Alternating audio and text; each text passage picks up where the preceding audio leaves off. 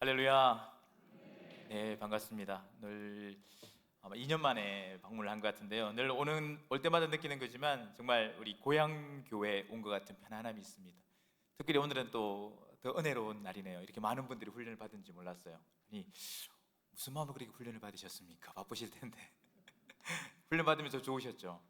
네, 제가 너무 오늘 은혜의 잔치에 초대된 그런 느낌입니다. 우리 옆에 분들과 한번 이렇게 인사합시다. 피곤하실 텐데 너무 잘 오셨습니다. 한 번 더 인사합시다. 아프리카 선교사님이 오셨는데 더 큰 은혜 받고 가세요.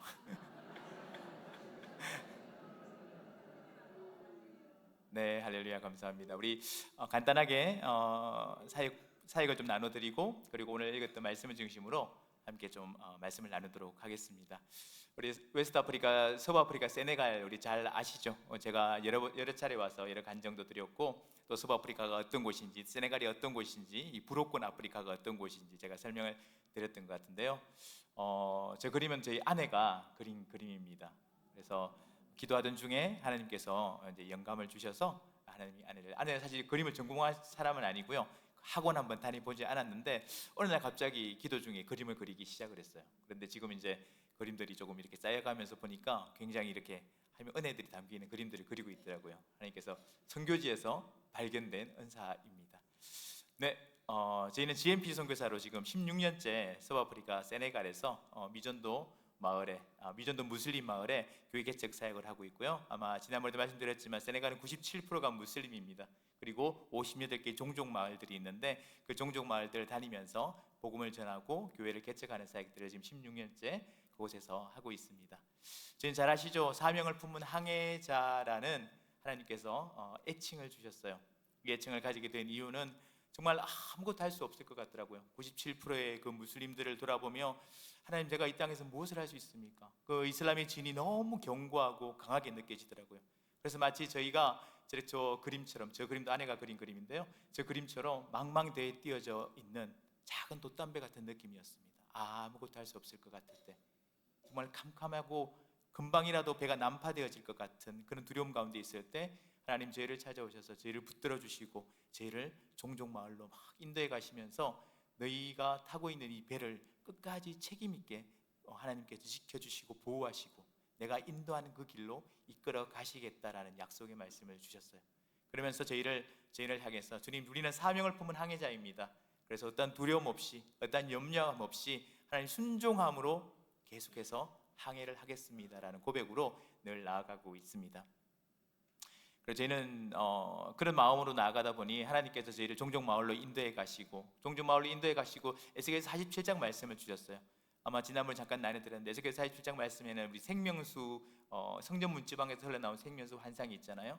그 생명수의 강이 흘러가는 그 곳곳마다 생명이 살아나는, 그 강가에 생명이 살아나는, 심지어는 그 강이 이르는 바다가 소생함을 잇는 그런 역사가 있다라고 기록되어져 있습니다. 그 말씀을 부여잡고 하나님께서 기도할 때 하나님께서 저희를 종족 마을로, 오지의 종족 마을들로 이끌어 가셨고 가는 곳곳마다 하나님을 믿는 청년들을 만나기 시작을 했습니다. 그 청년들에게 하나같이 물었을 때 누가 너희에게 복음을 전했냐고 물었는데 아무도 복음을 전한 사람이 없다고 이야기를 해요. 그러면서 하나같이 자기들의 간증들을 이야기를 하는데 꿈속에서 주님을 만나고 그의 죽을 병에 걸려서 누워있다가 새벽녘에서 따뜻하게 자기를 감싸 안으시는 예수님의 숨결을 만나고, 그리고 환한 대낮에 환상을 통해서 골고다 십자가에 못 박혀 달리시는, 죽으시는 그 예수님의 환상을 보고 두려워서 자기 방에 들어가서 문을 걸어 잠그고 3일 밤낮을 울며 저를 만나는 그런 청년들을 만나기 시작을 했습니다. 이걸 보면서 어떻게 하나님의 선교가 아니라고 제가 고백을 하겠습니까? 하나님은 저희가 아무것도 할 수 없을 것 같은 그런 두려움 가운데 있을 때, 우리가 그 땅을 바라볼 때 소망이 없다라고 이야기하는 그 땅 가운데 이미 수십 년, 아니 수백 년 전부터 그 땅에서 하나님은 일하고 계셨고 이미 선교하고 계셨다는 것을 볼 수가 있었습니다. 그래서 그 하나님의 선교에 어떻게 잘 참여하고 동참할까를 지금까지 고민하며 하나님과 동행의 삶을 살아가고 있습니다. 그렇게 하나님이 인도하시는 그 삶을 따라서 만났던 청년들과 함께 이제 종족 마을에서 제자 양육을 하기 시작을 했습니다. 저희는 인재 양성 사역이라는 사역의 이름으로 그들을 만나서 이렇게 가르치기 시작을 했습니다. 대부분이 전기가 없는 마을이었고 겨우 물이 이제 들어오는 그런 마을들이었는데요. 달빛 아래에서 또 모래밭에서, 그 세네갈은 산이 없거든요. 다 저런 모래 광야인데 그 광야에서 복음을 나누고 말씀을 나누기 시작을 했습니다. 그러다 보니 한 형제의 집에서 예배가 드려지기 시작을 했고 2013년도에 와할잠 교회라는 가정교회가 첫 교회가 하나님께서 열어주셨습니다. 그래서 형제의 가정에서, 형제의 지금 모습이 가정인데 그 가정에서 예배를 드리기 시작을 했고 지금까지 계속해서 형제의 가정에서 예배를 드리고 있습니다. 아직까지 교회를 건축할 수 있는 환경이 조성되지 않았어요. 이 우리 마을의 주민들 중에 무슬림들이 많은데 계속 반대가 너무 심해가지고 계속 형제의 마을에 집에서 예배를 드리고 있는데 형제가 집을 조금 더 확장을 했어요. 그래서 이제는 조금 더 넓은 형제의 집에서 지금까지도 이렇게 예배를 드리고 있습니다. 네, 예배 드리는 모습이거든요. 비록 공간은 좁고 협소하지만 얼마나 은혜가 넘치는지 모릅니다. 그리고 이제 천막을 빌려서 어린이 전도 집회를 정기적으로 이렇게 하고 있습니다. 세네갈은 아이들이 정말 많아요.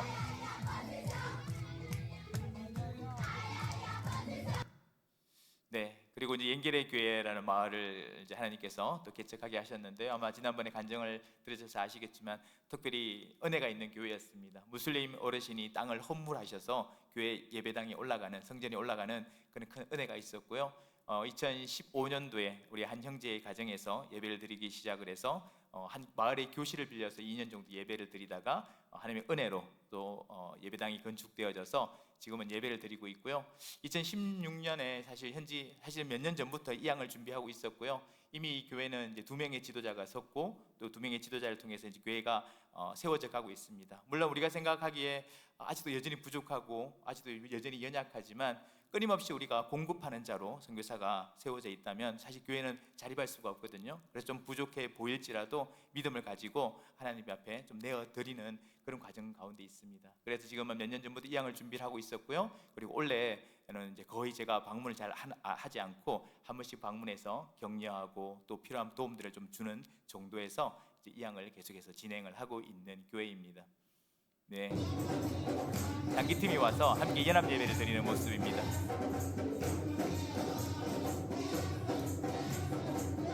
아프리칸 찬양이 굉장히 신이 납니다. 사람들이 막 나와서 춤을 추기도 하고요, 자유롭게 예배를 드리기도 하고. 네, 보통 이렇게 외부에 손님이 오시면 예배를 4시간씩, 5시간씩 이렇게 예배를 드립니다. 네, 그리고 단기팀이 왔을 때 우리 어린이 여름 성경학교를 했었는데요. 아이들이 한 300명 가까이 와서, 사실 저 밖에도 아이들이 있었거든요. 그래서 많은 아이들이 와서 함께 말씀을 듣고 복음을 듣는 그런 귀한 은혜의 시간들을 가질 수가 있었습니다. 네, 그리고 우리 세 번째 세워진 우리 엄부마 마을의 교회인데요. 2019년도에 개척이 되어져서 저렇게 나무 그늘 밑에서 예배를 드리기 시작을 했습니다. 그러다가 마을 촌장님께서 코로나 시국에 돌아가시면서 땅을 주셨어요. 그래서 유언같이 땅을 남기셔서 저희가 코로나가 끝나고 나서 그 땅 위에 예배당을, 성전을 건축했고요. 그리고 지금은 이제 계속해서 매주일마다 하나님의 은혜로 예배가 드려지고 있습니다. 주일학교 아이들 모습이에요. 사실 아이들이 많진 않아요. 이제 교회가 개척되어져서 복음을 전하고 있는 무슬림 마을이다 보니. 그리고 주일 예배 모습입니다.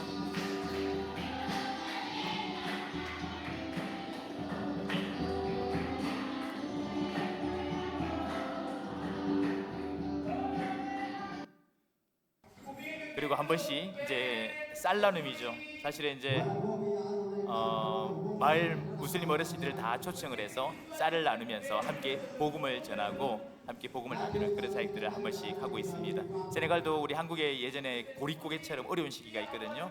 그 시기에 이렇게 쌀 나눔을 하면서 무슬림들을 초청해서 예배당에서 복음을 나누고 쌀을 나누는 그런 사역들을 매년 진행을 하고 있습니다. 그리고 이제 사실 아프리카는 이 구전 문화죠. 말로 하는. 그래서 암송 또 성경책을 읽는 게 참 쉽지를 않아요.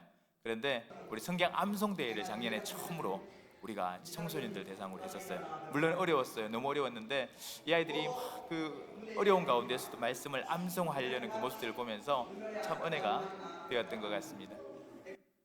그리고 이제 세례의 모습인데요. 이 형제는 작년에 세례를 받은 형제인데 교회가 개척되어져서 작년 사실 재작년까지 교회를 핍박하던 형제였어요. 교회 나가는 아이들을 못 나가게 하고 교회 문에서 막 이렇게 막 돌을 던지기도 하고 막 이런 형제였어요. 그런데 재작년부터 교회를 나오기 시작을 했고 참 눈이 매서웠어요. 눈이 참 매섭고 항상 이렇게 뭔가 독을 품고 있는 듯한 그런 눈빛이었는데 어느 날부터 교회 나오기 시작을 해서 그 눈빛이 선하게 변하기 시작을 했어요. 그래서 작년에 교육을 받고 세례를 받았습니다. 할렐루야. 지금은 교회에 너무 잘 나오고 있고요. 교회도 탐탐을 치고 있습니다. 그리고 또 단기팀이 오셔서 엄부마 교회에서 이렇게 아이들과 놀아주고 또 아이들과 함께 사역을 하는 모습입니다.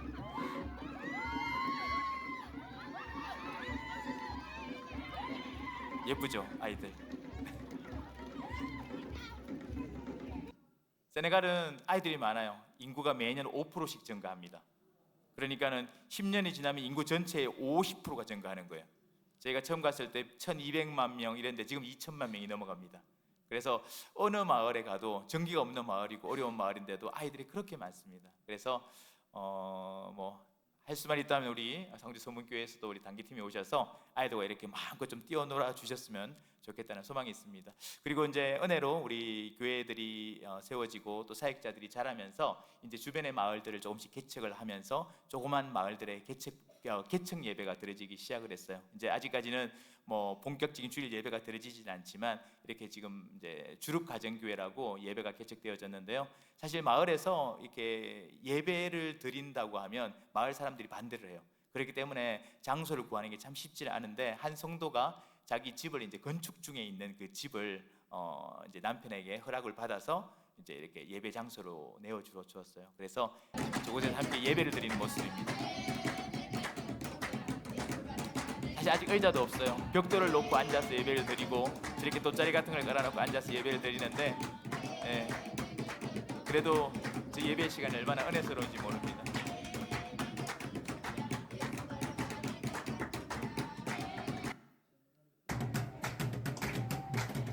마음껏 우리 다윗처럼 마음껏 하나님을 찬양합니다.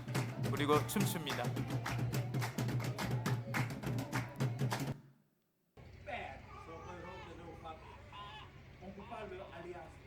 그리고 말씀을 나누고요.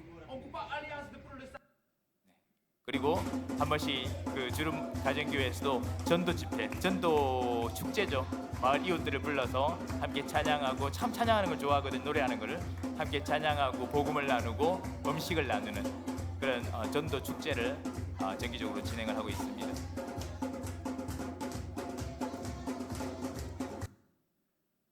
그리고 이제 아까 말씀드렸듯이 이제 한국의 보릿고개처럼 어려운 시기가 1년에 한 번씩 있습니다. 우기철이 탁 시작이 되어지면 그때부터 이제 그동안 남겨두었던 그 땅콩을 다 이제 모래땅에 첫 비가 내리고 나면 모래땅에 다 땅콩을 뿌립니다. 그리고 나면 이제 보릿고개가 와요. 사람들이 먹을 게 없어요. 이제 땅콩이 나기 전까지, 수수가 나기 전까지. 저희 세네갈은 옥수수도 안 자라요. 수수하고 땅콩만 자라요.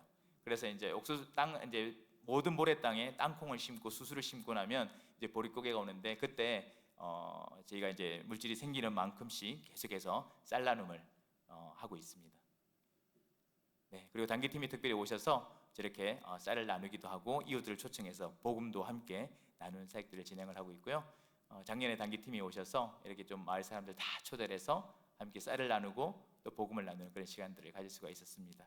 그리고 현재 지금 진행 중인 사역은요, 우리 그동안에 이제 종족 마을에 찾아 들어가는 원심 사역이라고 그랬죠. 이제 사실 그동안 찾아 들어가서 저희가 복음을 전하고 말씀을 전하고 제자를 양육하고 이런 사역들을 했었는데 하나님께서 어느 순간부터 사실 이제 좀 체력적인 한계도 있고요. 그리고 이제 자꾸 찾아 들어가서 전기가 없는 그 마을에서 복음을 나누는 한계가 있다는 것을 느꼈어요. 그래서 기도하던 중에 하나님께서 선교 지원센터를 건축하기 시작하셨고요. 사실 한 3년 정도 지금 건축하고 있는데 여러 전쟁 여파도 있고 환율 여파도 있고 해서 사실 어려운 가운데 지금 건축이 되어지고 있지만 그래도 조금씩 계속 진행되어지고 있습니다. 그래서 지금 이제 내부 첫 번째 페인트 칠이죠. 1차 페인트 칠까지 했고요. 그리고 이제 샤시 창문까지 달고 있습니다. 전체 공격률의 한 70% 정도가 진행되어졌고요. 소망하기로는 내년 전반기 전까지 이 선교 지원센터가 좀 마무리되어져서 이 선교 지원센터를 통해서 종정마을에 세워진 지도자들과 또 청년 사역자들이 그곳에서 이제 이 센터로 와서 직접 신학 훈련도 받고 또 리더 훈련도 받고 리더십 훈련도 받고 오늘 우리 수료하셨듯이 여러 훈련들을 통해서 그들이 또 스스로 자기들이 태어나고 자란 종족마을로 돌아가서 복음을 나누는 그런 사역자들로 또 다른 제자를 삼아 또 계속해서 제자를 삼아서 교회를 개척하는 그런 사역들을 할 수 있도록 돕는 사역을 위해서 지금 센터가 지어지고 있습니다. 그리고 감사하게도 작년 2025년도에는 이제 선교 한국에서 제가 이제 강의로 이제 섬길 수 있는 기회가 있었는데요. 정말 감사한 것은 정말 저희 작은 그런 섬김이었지만 그 섬김을 통해서 이 서부아프리카 불옥권 아프리카에 대한 이야기들이 좀 나누어졌고 그 일들을 통해서 여러 가정이 지금 서부아프리카 이 불옥권 아프리카 세네갈을 중심으로 이웃에 있는 여러 나라들로 지금 들어오고 있다라는 소식을 받고 또 그런 분들을 지금 계속해서 만나고 있습니다. 그래서 참 하나님 감사합니다. 정말 선교사가 없는 지역, 정말 열악한 지역, 정말 불모지인 그 지역에 하나님 저를 또 작은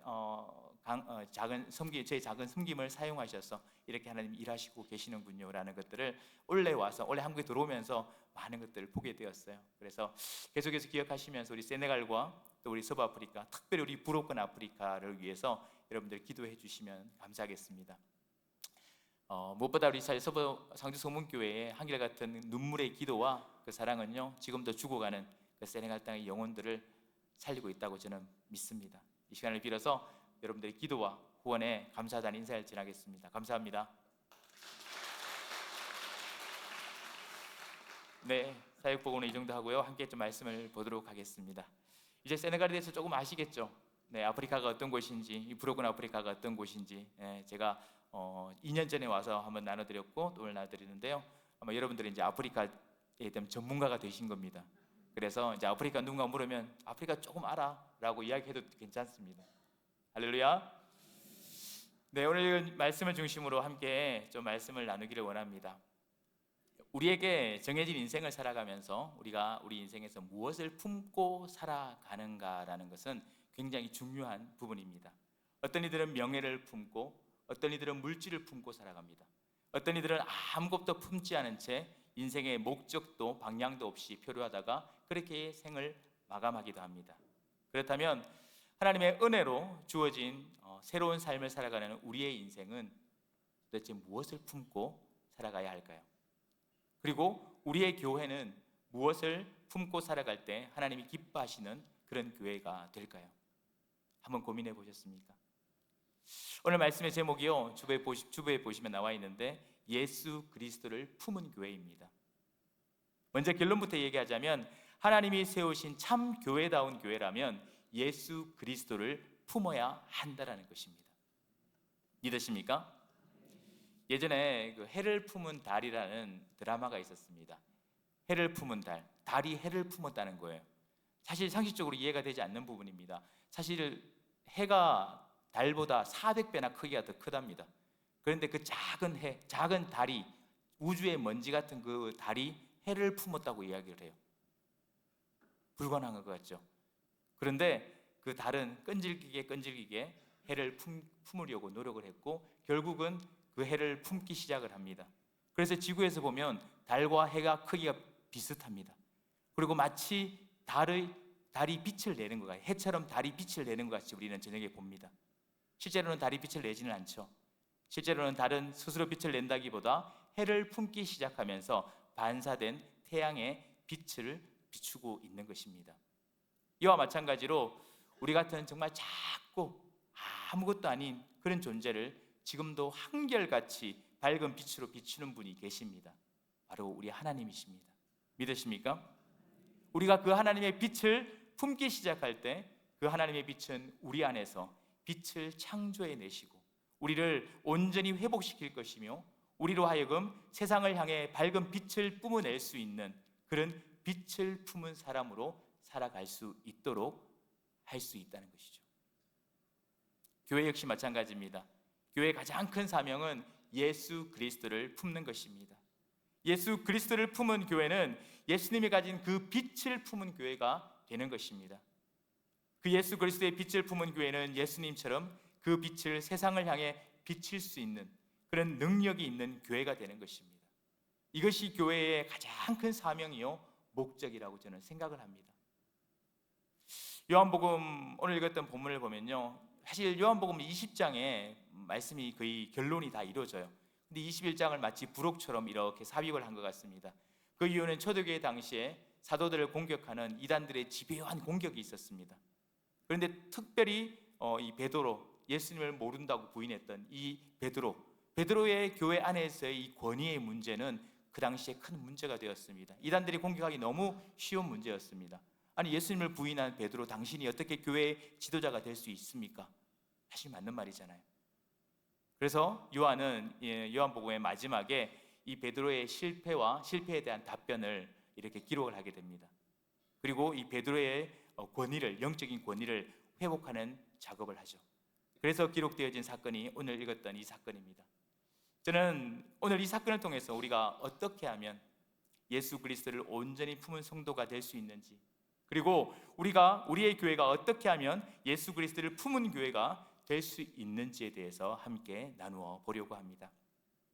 첫 번째로, 우리의 교회가 예수 그리스도를 품은 교회가 되려면 예수님의 사랑으로 충만하여져서 온전한 회복을 먼저 경험해야 한다는 것입니다.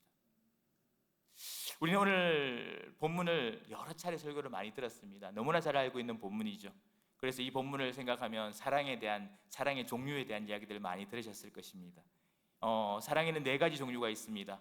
에로스 사랑, 성적인 남녀 간의 사랑이죠. 그리고 스트로게 사랑, 부모와 자식 간의 그 혈육의 사랑이고, 필레오 사랑, 친구와의 우정과 같은 사랑이요. 아가페 사랑은 하나님의 사랑이죠. 조건 없는 사랑. 우리가 다 알고 있을 것입니다. 이렇게 4가지가 있는데, 예수님은 3번의 질문 중에 첫 번째와 두 번째 질문에는 아가페 사랑, 하나님의 사랑으로 베드로야, 네가 나를 사랑할 수 있겠니? 라고 물으십니다. 베드로는 두 번 다 저는 당신이 요구하시는 그 아가페 사랑으로 예수님을 사랑하는 것이 불가능합니다. 저는 그저 필레오 사랑, 우정, 친구의 우정과 같은 사랑으로 밖에 예수님을 사랑할 수밖에 없습니다 라고 고백을 합니다. 그리고 이야기하죠. 주님, 당신은 저를 너무 잘 아시지 않습니까? 라고 대답을 합니다. 이 베드로의 대답은 참 진정한 고백이었습니다. 우리는 절대로 하나님의 그 사랑으로 하나님을 사랑할 수가 없습니다. 아가페 사랑은 하나님만이 하실 수 있는 그런 절대적인 사랑이기 때문입니다. 또한 이 베드로는 예수님 앞에서 감히 자신의 그 사랑을 고백할 수 없을 만큼 부끄러움을 가진 자였습니다. 예수님을 3번이나 부인하고 모른다고 고백했던 그때의 그 상처와 부끄러움을 가진 자였기 때문이었습니다. 우리 예수님이 고난 받는 장면 가운데 베드로가 예수님을 모른다고 부인했던 장면이 사복음서에 다 기록되어져 있습니다. 그 가운데 우리 마가복음 14장 66절 말씀을 함께 보면요, 제가 읽어드리겠습니다.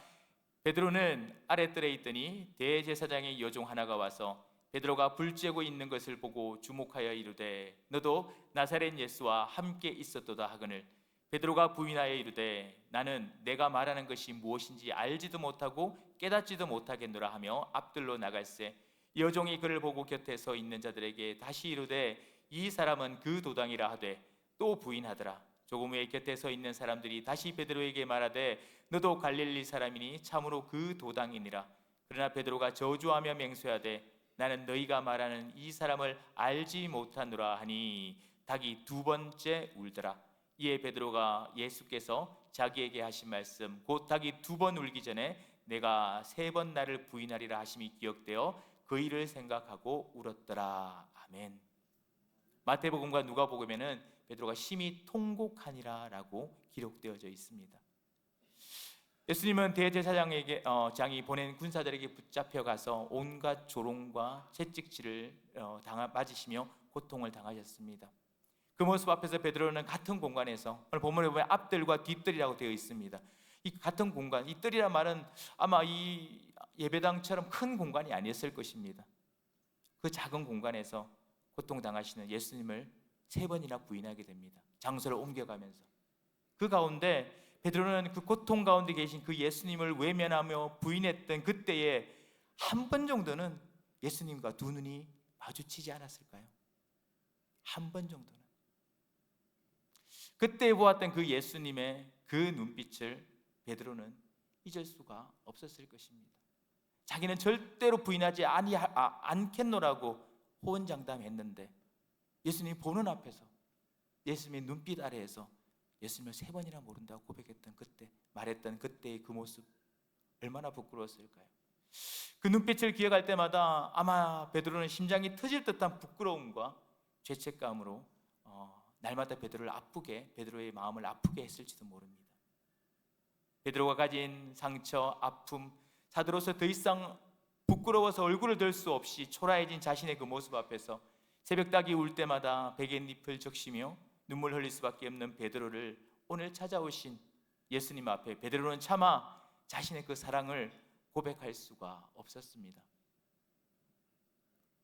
그런데 우리에게도 이런 부끄러움의 모습이 있지 않습니까? 우리가 직접적으로 예수님을 부인하지는 않았지만 부지중에 예수님을 모르는 세상 사람들의 그 습관을 따라서 죄악 가운데 말씀에 불순종하며 세상과 타협하며 살아오지는 않았습니까? 나의 이익을 따라서 말씀을 왜곡하고 그리스도의 그 사랑을 왜곡하며 살아오지는 않았습니까? 나의 행복을 위해 세상과 타협하는 것이 마치 나를 사랑하시는 그 하나님의 뜻인 것처럼 자신의 결정들을 합리화하며 정당화하며 그렇게 신앙생활을 하지는 않았습니까? 혹시 우리 교회 안에 세상이 가지고 있는 그런 편견과 독선과 또 위선과 그 욕심들로 인해서 또 서로 사랑하지 않고 서로를 아프게 하고 찌르고 상처를 남기는 그런 일들이 있지는 않았습니까?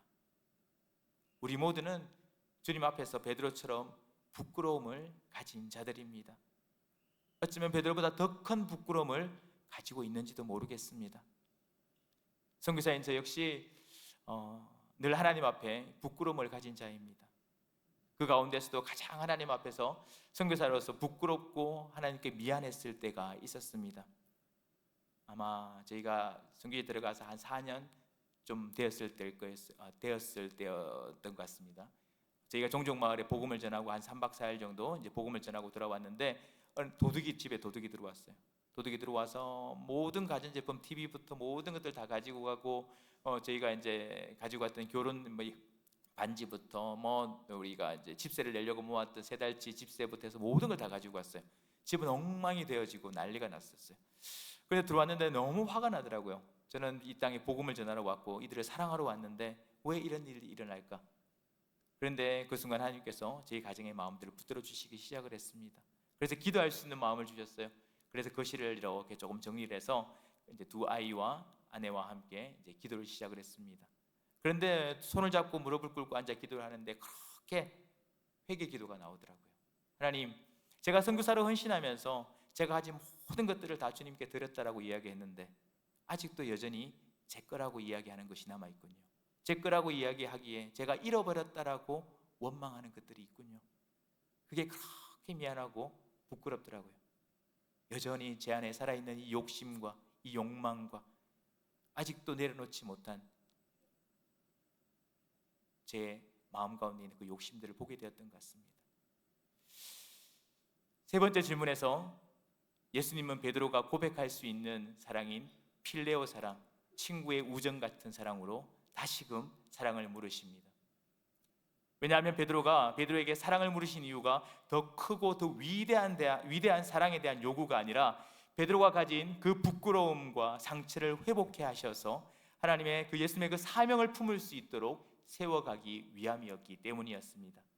베드로를 찾아오신 예수님은 베드로의 그 마음 가운데 있는 부끄러움과 상처들을 일일이 이야기하지 않으셨습니다. 예수님은 그의 실수에 대해서 비판하고 원인을 추궁하지 않으셨습니다. 왜 베드로야 그랬니? 어떻게 하다가 그 지경이 되었니?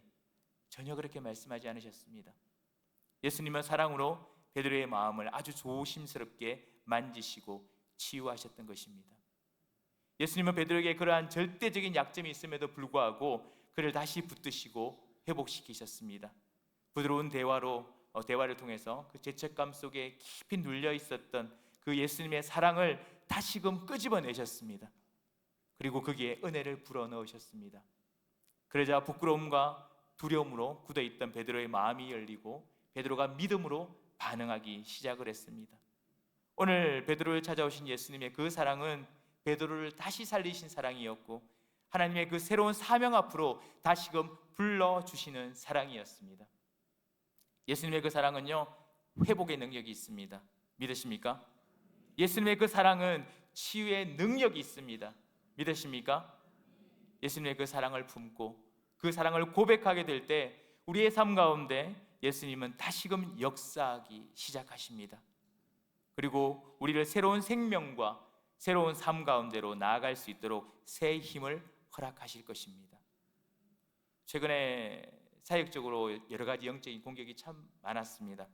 세워진 종족 마을들을 중심으로 무슬림들의 여러 공격들도 있었고요. 또 사역자들 간의 영적인 좀 어려움과 또 시기 질투, 그리고 영적으로 또 쓰러지고 죄악 가운데 또 사역자들이 넘어지는 그런 여러 사건들이 동시다발적으로 사실 일어났습니다. 그런 어려운 정말 긴 어둠의 터널을 지나는 것 같았습니다. 하필 또 그 시기에 아마 여러분들 많이 기도해 주셨겠지만 댕기열에 걸리고 또 사경을 헤매다가 이어서 세균과 또 바이러스 감염이 이어지면서 정말 침상에 누워서 그저 그냥 눈물만 흘리고 있었습니다. 정말 아무것도 할 수 없더라고요. 어떻게 해야 할지, 무엇을 해야 할지 정말 낙심되고 지쳐 회복이 필요한 시기였습니다. 그런데 하나님께서 한국의 치료를 위해서 나오기 전쯤 해서 저희 가정 가운데 찾아오셔서 오늘 베드로를 찾아오셔서 사랑을 물으셨던 것처럼 현재의 그 상태에 대한 어떠한 추궁도 아닌 당신의 사랑으로 저희를 만져주시기 시작하셨습니다. 아멘. 그렇게 해서 하나님께서 새로운 힘을 저희 가정에 불어넣어 주셨고 새로운 평안과 기쁨으로 채워주시기 시작하셨습니다. 여전히 사역적인 기도 제목들, 어려움들은 여전히 남아있지만 지금은 하나님의 그 평안과 기쁨으로 채워져 가고 있습니다. 예수님의 그 사랑은 이러한 놀라운 능력이 있는 것입니다. 믿으십니까? 교회도 마찬가지입니다. 예수님의 그 사랑을 잃어버린 교회는 반드시 주님의 그 사명을 잃어버리게 되어 있습니다. 예수님의 그 사랑으로 회복이 일어나고 치유가 일어나는 교회들은 반드시 하나님의 그 역사들과 간증들이 넘쳐나게 되는 것입니다. 성도들 간의 사랑인 필레오 사랑도 참 중요하지만 우리와 예수님 그 사이에 그 아가페 사랑을 먼저 기억하시고 회복하시기를 바랍니다. 하나님은 여전히 지금도 여러분들을 사랑하고 계십니다. 당신의 독생자 아들을 우리를 위해서 보내어 주시고 죽기까지 우리를 사랑하신 그 예수 그리스도의 헌신적인 사랑이 우리 안에서 기억되어지고 역사하기 시작할 때 그 사랑이 나를 살리신 은혜로 고백되어질 때 비로소 우리의 삶은 회복되어질 것입니다. 그 사랑의 역사가 일어날 때 우리의 교회는 새로운 사명 앞으로 나아가게 될 줄 믿습니다. 이런 교회가 바로 예수 그리스도를 품은 교회인 것입니다.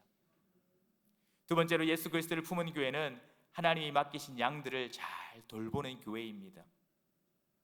예수 그리스도의 사랑은 베드로가 가진 사도로서의 신분을 다시금 회복시켜 주셨습니다. 이제 베드로는 예수 그리스도를 품은 자가 되었습니다. 그는 더 이상 부끄럽지도 슬프지도 아프지도 않습니다. 예수님의 그 사랑만이 그의 삶 가운데 충만하여졌기 때문이었습니다. 예수를 품은 베드로에게 예수님은 3번에 걸쳐서 당신의 양을 먹이라는 사명을 주십니다. 사명을 품은 그런 새로운 삶 가운데로 베드로를 초대하시며 치유하시는 그 예수님은 오늘 우리를 당신의 사명 가운데로 초대하고 계십니다. 바로 여러분들을 초대하고 계십니다. 그리고 그 초대에 반응하는 우리들의 그 마음 가운데 하나님은 새로운 사명을 맡기셔서 다시금 예전의 그 부끄러운 상처와 그 부끄러움과 두려움과 죄책감으로 돌아가지 않게 하십니다. 교회의 사명이 무엇입니까? 맡겨진 양들을 돌아보는 것이며 맡겨진 양들에게 영의 양식을 먹이는 것이며 맡겨진 양들을 사랑으로 치료하는 것이 교회가 마땅히 해야 할 사역이요 사명인 줄 믿습니다. 이 사역이 바로 예수님이 하셨던 생명을 살리는 사역이었고 교회를 세우신 예수님이 교회에게 맡기신 사역인 것입니다. 옆에 있는 우리 성도님들을 한번 보십시오. 어색하죠? 네. 한 공동체 안에 있는 한 교회 안에 있는 형제 자매인 성도들에게 우리는 얼마나 관심이 있습니까? 우리 저 집사님이, 우리 저 권사님이, 우리 저 장로님이 도대체 어떤 고민을 하고 있을까? 어떤 기도 제목을 가지고 있을까? 한번 물어보셨습니까? 한번 고민해 보셨습니까? 지금 성도들의 가정 가운데 어떤 어려움이 있고 어떤 고통이 있는지 관심을 가져본 적이 있으십니까? 나 살기도 바쁜데 어떻게 다른 사람들까지 챙기고 신경을 씁니까? 라고 반문하실지도 모르겠습니다. 맞습니다. 세상은 너무나 바쁘고 나를 챙기는 것조차 버겁고 힘이 들지도 모르겠습니다. 하지만 성도가 성도됨은, 교회가 교회됨은 세상과 구별됨에서 나오는 것입니다. 세상과 똑같은 가치관과 세계관을 가지고 살아간다면 성도가 왜 필요하고 교회가 왜 필요합니까? 하나님은 우리를 당신의 거룩한 백성으로 불러주시고 성도라고 불러주셨습니다. 그리고 이 죄악이 가득한 세상 가운데 교회를 세워서 세상과 구별하여 주셨습니다. 그래서 구별된 우리는 세상 사람들과 달라야 하는 것입니다. 그것이 하나님이 이 땅에 교회를 세우신 목적이기 때문입니다. 세상의 사람들이 자기 자신들을 돌본다고 바빠서 아무것도 하지 않더라도 세상과 구별된 우리는 서로를 돌아보아야 하며 격려해야 하며 사랑의 눈물의 기도로 양들을 돌보아야 하는 것입니다. 내 문제와 내 상처와 그 내 상황만을 바라보는 성도들은 평생 자신의 그 문제들과 그 상황 앞에서 헤어나오지 못할 수도 있습니다. 하지만 다른 사람들의 문제와 상처와 그 아픔에 관심을 가지고 그들을 돌보며 돌아보는 성도들에게는 하나님께서 먼저 찾아오셔서 나의 문제와 나의 상처들을 치료하여 주십니다. 이것이 바로 하나님 나라의 법칙인 것입니다. 내 것을 나누어 주고 퍼주는 자의 삶과 마음은 더 풍요로워지고 풍성하여지는 것입니다. 믿으십니까? 이것이 세상과 구별되어 살아가는 하나님의 선택받은 백성들이 마땅히 해야 할 사명인 것입니다. 하나님이 맡기신 양들을 먹이고 돌아보며 사랑으로 품는 성도들은 예수 그리스도를 품은 성도인 것입니다. 이런 사명을 감당하는 우리 상주 소문교회는 예수 그리스도를 품은 교회가 되는 것입니다. 할렐루야. 마지막으로 예수님께서 예수 그리스도를 품은 교회는 예수님이 걸어가신 그 길을 따라 사명을 감당하는 교회입니다.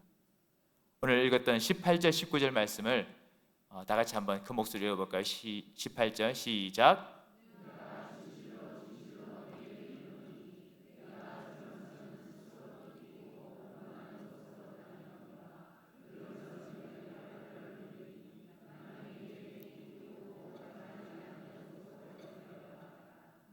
이 말씀을 하시면 베드로가 어떠한 죽음으로 하나님께 영광을 돌릴 것을 가리키미러라.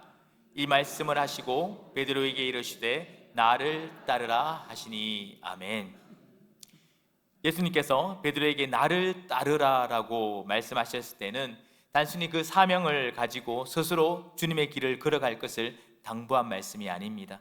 지금까지는 베드로 자신 스스로가 원하는 것으로 다녔지만 앞으로는 주님께서 강권적으로 베드로를 인도하실 것이라는 말씀입니다. 젊어서 원하는 곳으로 다니며 자유로운 인생을 사는 것이 행복한 인생이 아닙니다. 내가 원하지 않더라도 주님께서 인도하시는 곳으로 가는 것이 바로 복된 인생이요 행복한 인생인 것입니다. 왜냐하면 주님이 나와 동행하시는 그 인생이 진정 행복한 인생이요 성공한 인생이기 때문입니다. 주님이 없는 그 삶, 주님이 없는 그 인생이 어떻게 성공한 인생이 되겠습니까? 우리가 주님을 따른다고 해서 예수님이 걸어가신 그 길들을 모두 따라갈 수는 없습니다. 베드로처럼 순교로 인생을 마감하라는 의미도 아닙니다. 예수님이 걸어가신 그 길을 따른다는 것은 철저하게 나 자신을 부인하고 예수 그리스도를 삶의 모든 영역에서 품고 살아가는 삶을 이야기하는 것입니다. 아까 말씀드린 저희는 사명을 품은 항해자라는 하나님께서 애칭을 주셨다고 말씀을 드렸죠. 2005년도에 저희가 단기 선교를 갔었어요. 아내와 함께 신혼일 때 가서 다시는 이 땅으로는 돌아오지 않겠다라고 이야기를 했어요. 하나님 부르시더라도 이 땅은 절대 아닙니다. 절대 아닙니다. 그렇게 한국에 돌아와서 두 아이가 태어났습니다. 이제 둘째 아이가 기저귀를 떼고 걸음걸이를 시작할 때였습니다. 하나님께서는 급하게 저희를 다시금 부르셨습니다. 정말 가고 싶지 않았어요. 저희들도 한번 경험해 보았기 때문에 1년이라는 단기 생활을 경험해 보았기 때문에 가고 싶지 않았고, 더더욱이 이 아이들 두 자녀를 데리고 간다는 것이 더더욱이 쉽지가 않았습니다. 그런데 하나님께서 강권적으로 저희 마음을 만지셨고 저희는 순종함으로 세네갈로 다시금 들어갔습니다. 처음에는 언어를 배우고 문화를 배우면서 재미가 있었습니다. 그런데 시간이 지나면서 좀 전에 말씀드렸듯이 너무 그 땅에 깊이 뿌리 박고 있는 그 무슬림의 진이 견고하고, 정말 내가 한 명에게라도 복음을 전할 수 있을까?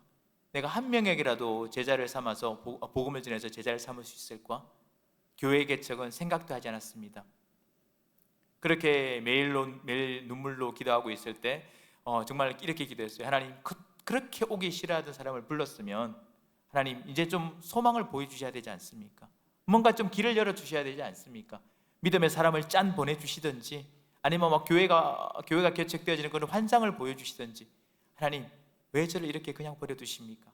그러면서 마치 정말 망망대해 띄어진 작은 돛담배 같은 그런 느낌이었습니다. 그렇게 침상에 누워서 하루하루 정말 눈물로 기도하고 있을 때 막 그 스트레스가 심했는지 위경련이 오기 시작을 했고, 한 달 정도로 위경련을 앓다가 대상포진이 오기 시작을 했습니다. 그렇게 한 달 반 정도를 침상에서 눈물로 기도하고 있을 때 정말 몸은 만신창이가 되었고, 정말 짐을 싸서 다시금 한국으로 돌아가야 되나 이런 마음이 들 때쯤 하나님은 저희를 찾아오셨습니다. 그렇게 만신창이가 되어 아무것도 할 수 없이 침상에 눈물 가운데 있을 때 하나님 베드로를 찾아오셨던 것처럼 저를 찾아오셔서 이렇게 조용히 속삭이셨습니다. 재범아, 네가 나를 사랑하니? 정말 네가 나를 사랑하냐? 정말 네가 나를 사랑하니? 하나님은 저에게 어떤 큰 사역의 열매들이나 수많은 사역의 결과물들을 요구하시는 분이 아니라 그저 그 하나님의 사랑 가운데서, 주님과의 그 영적인 교통함 가운데서, 교제 가운데서 주님이 가신 그 길을 따라 순종의 삶을 살아가기를 원하고 계심을 저에게 말씀을 하셨습니다. 그리고 네가 그토록 두려워하는 저 넓고 넓은 바다를 내가 창조했다라고 말씀하시더라고요. 그리고 네가 두려워하는 그 풍랑을 지금도 내가 주관하고 있다라고 말씀하시더라고요. 내가 네가 타고 있는 그 배에 방향키를 쥐고 내가 목적한 곳으로, 내가 원하는 곳으로 너를 이끌어 갈 것이라고, 안전하게 지키시고 보호하실 것이라는 약속의 말씀을 주셨습니다. 때로는 폭풍으로 너희를 연단하실 것이고, 때로는 순풍으로 너희를 위로하실 것이라는 하나님의 음성을 들려주셨습니다. 그때부터 저희는 저희를 향해서 주님, 우리는 사명을 품은 항해자입니다. 주님, 우리는 사명을 품은 항해자입니다 라고 고백하기 시작하였고, 이런 고백으로 나아갈 수 있다는 것이 선교사로서 가장 큰 은혜요 축복이라고 저는 지금까지도 생각을 하고 있습니다. 그 약속 이후에 지금까지 저희를 인도하시며 이끌어 가시는 그 하나님의 사랑과 손길을 통해서 사역을 계속해서 이어가고 있습니다. 주님 맡기신 양들을 돌보며 주님이 걸어가신 그 순종의 삶을 따라가며 예수님이 하셨던 그 생명 사역을 기쁨으로 감당하고 있습니다. 말씀을 마무리하려고 합니다. 여러분의 인생의 중심에 무엇을 품고 살아가십니까? 여러분의 삶의 중심에 무엇을 품고 살아가십니까? 상주소문교회는 예수 그리스도를 품은 교회, 예수님의 사명을 품은 그런 교회입니까? 저는 상주소문교회가 그 어느 교회보다 예수님을 품은 교회이자 예수님의 사명을 품은 그런 교회라고 믿습니다. 교회를 향한 수많은 비난과 손가락질들이 있고요, 교회가 더 이상 이 땅의 빛과 소금이 아니요, 더 이상 소망이 아니라고 비판받고, 예수 그리스도의 이름이 땅바닥에 떨어져 짓밟히고 버림당하는 이 시대에 우리는 다시금 예수께로 돌아가야 하는 것입니다. 예수 그리스도로 충만하여져서 예수 그리스도의 그 사랑과 사명과 그 생명을 다시금 품어야 하는 것입니다. 우리 스스로는 빛을 낼 수 없고 우리 스스로는 사랑할 수도 없습니다. 오직 예수 그리스도의 그 참 생명을 품고 오직 그 예수 그리스도의 참 사명을 품고 예수 그리스도로 충만하여질 때 우리는 해를 품은 달처럼 예수 그리스도로부터 오는 그 밝은 빛을 세상에 비출 수 있는 그런 존재가 되는 것입니다. 오늘 예수 그리스도의 그 사랑을 품은 교회는 반드시 하나님이 붙들어 주시며 동행하여 주십니다. 그리고 회복과 치유의 역사가 반드시 일어납니다. 그런 역사가 일어나는 교회는 또한 반드시 하나님께서 사명을 허락하시고 그 사명을 품게 되는 것입니다. 상주서문교회 모든 성도님들과 직분자들에게 간곡히 부탁드립니다. 예수 그리스도를 품은 성도, 예수 그리스도를 품은 교회, 오직 예수의 그 생명으로 충만한 교회가 되어지기를 주님의 이름으로 축원합니다. 함께 기도하시겠습니다.